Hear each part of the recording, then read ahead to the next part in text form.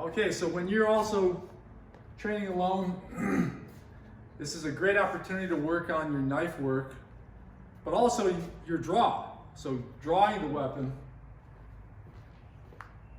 And I have some nice examples.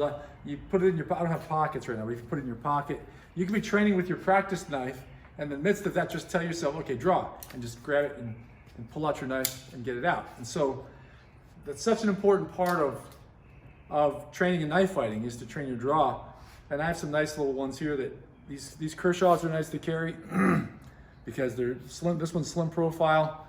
Doesn't hurt you when you're sitting down, but it also opens quickly. It's very sharp. It's a good knife. And so I like the knives that Kershaw makes. Now here's a nice Spyderco. This is sort of a step up. This does not have a spring assist, but it's just a really good handle and a really good blade. The classic design and the blade shape. Or you could get into something a bit more, kind of a step up from there, and this would be a Benchmade out the front kind of knife. And this is a very solid knife. It also has a glass breaker, but you could use this to hit with,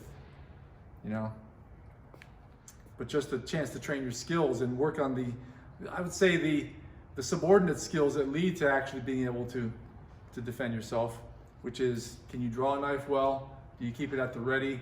Are you, you know how to hold it and get it in your hand and use it right away? You get it out here and can you use a real knife, a live blade, without cutting yourself? That's another thing that's another question that anyone who trains in knife fighting should ask themselves and train accordingly, because I suspect a lot of people don't. They don't really look at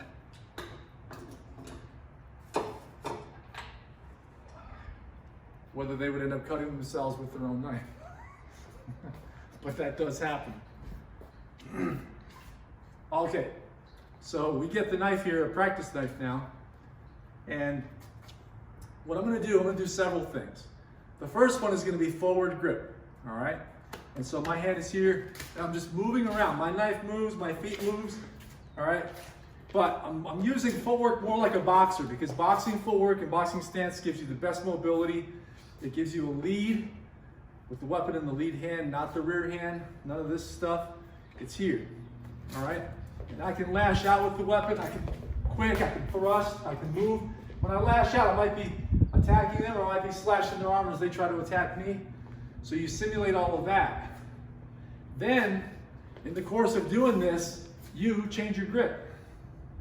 And now from here, I've got a different sort of structure where, with what we call Pakal grip, you can thrust out there like that, you can slash something that comes your way, you can move in, but it also brings out the boxer, because this is like a jab. You can jab, and you can move, you can slip, all right?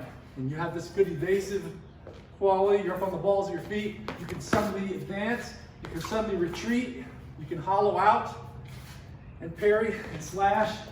So you're only really constrained by the limits of your creativity. You can have as much realism as you want to, or as you're capable of synthesizing with your own brain.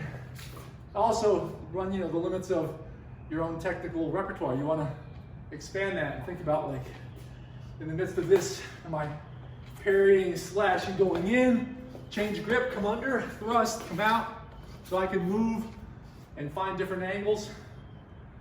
And you'll have what we call these happy accidents, where you'll notice a certain thing you've never done before. Like, oh, I went down here, did this slash thrust, and came out of it, turned this way. And you'll find that when you sort of perform, when you get out there just yourself, out on the floor, working it, and then you just, you sort of improvise. As long as it follows the rules of knife fighting, as far as the techniques and the principles that adhere, then you're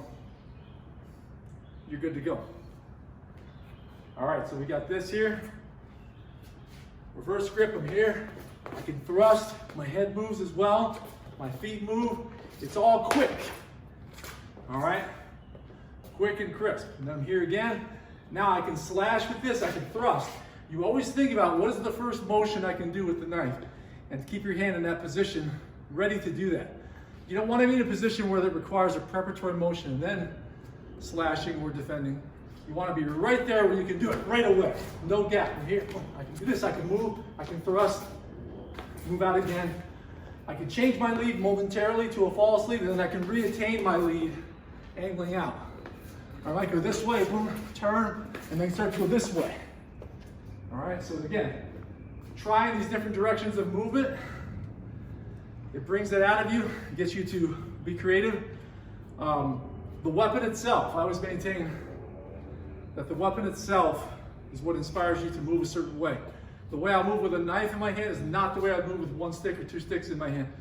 The weapon itself creates a whole different structure of how you use your body.